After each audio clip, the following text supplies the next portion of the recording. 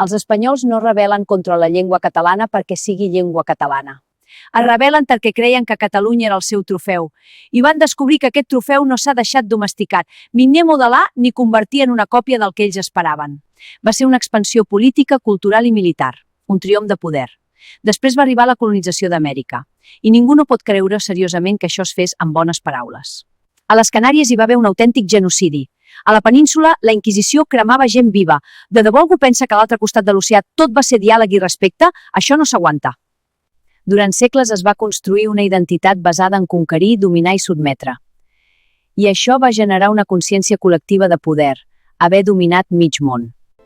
I aleshores arribes a Catalunya i no la pots dominar. Et trobes amb una llengua que no desapareix, amb una cultura que no es rendeix.